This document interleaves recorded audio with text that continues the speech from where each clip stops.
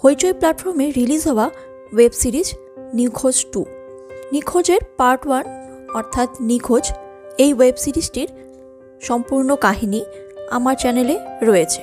আপনারা চাইলে উপরের আই বাটন থেকে দেখে নিতে পারেন। আর নিখোঁজ 2 এর সমস্ত এপিসোডের কাহিনী সংক্ষেপও আমার চ্যানেলে রয়েছে, আপনারা চাইলে সেটাও দেখে নিতে পারেন।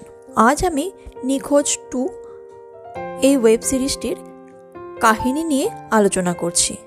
সবার প্রথমে যেটা বলার, সিরিজটা এত বড় করার কোনো প্রয়োজনই ছিল না।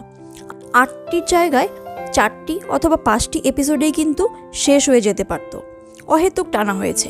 আগের সিরিজ অর্থাৎ নিখোঁজের অনেক সিন অনেকবার করে দেখিয়ে সময় নষ্ট করা হয়েছে।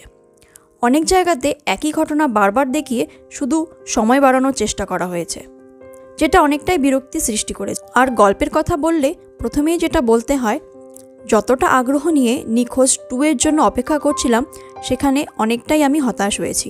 এবারের কাহিনী অনেকটাই দুর্বল। সুইপার বলে পরাণ বন্দ্যোপাধ্যায়কে যে আনা হয়েছিল আগের সিরিজে, কিন্তু খুব স্ট্রং কোনো ভূমিকা তার ছিল না। ভেবেছিলাম পরের পার্টে নিশ্চয়ই সেটা থাকবে, কিন্তু সেটাও হলো না। এবার অনন্ত চ্যাটার্জি বলে রজতাপকে আনা হলো। ভাবলাম খুব গুরুত্বপূর্ণ একটা চরিত্র, কিন্তু পুরো সিরিজে তার গুরুত্ব কোথায় সেটাই বুঝলাম না। কোনো ধাঁধাই কিন্তু তিনি সলভ করলেন না। বৃন্দা যখন জয়দীপের সাথে নাটক করছিল, সেখানেও ব্যাপারটা খুব খেলো খেলো ছিল। সবটা পরিষ্কার বোঝা যাচ্ছিল যে নাটক করছেন, কিন্তু শুধুমাত্র জয়দীপই বুঝতে পারলেন না। দিতির বন্ধুরা প্রথম থেকেই সন্দেহের তালিকায় ছিল। সেদিন রাতের ঘটনাটা খুব রহস্যজনক ছিল না। আগে থেকেই বোঝা যাচ্ছিল বন্ধুদের সাথে দিতির কিছু একটা ঝামেলা হয়েছিল। সবশেষে বিজয়ের ঘটনাটা একটু চমকপ্রদ ছিল। বাকি সমস্ত সিরিজটাই একটু ম্যাড়ম্যাড়ে ছিল। 4 অথবা 5 এপিসোডে যদি শেষ করতো সিরিজটা, তবে ভালো লাগতো। দিতির সাথে তার বন্ধুদের যখন ঝামেলা হলো, তখন ব্যাপারটা খুব উত্তেজিত হয়েছিল, কিন্তু সেরকম কিছুই ঝগড়া হলো না। কিন্তু হঠাৎ করে দিতি পড়ে গিয়ে অজ্ঞান হয়ে গেল বা মরার মতন হয়ে গেল। আর বিজয় যে দিতিকে খুন করেছে, খুনের কারণটাও খুব একটা জোরালো ছিল না। বিজয়ের হঠাৎ করে মনে হলো মেরে ফেলি, তাই মেরে ফেললো।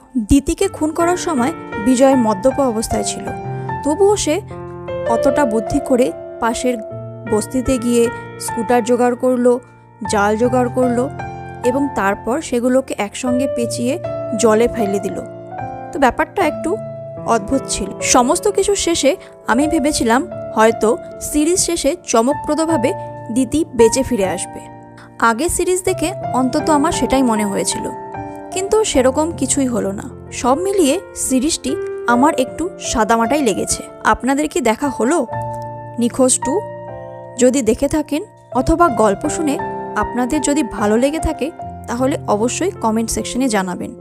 আর আপনি যদি আমার চ্যানেলে প্রথম হয়ে থাকেন, তাহলে অবশ্যই চ্যানেলটি সাবস্ক্রাইব করবেন। ভালো থাকবেন, সুস্থ থাকবেন। ধন্যবাদ।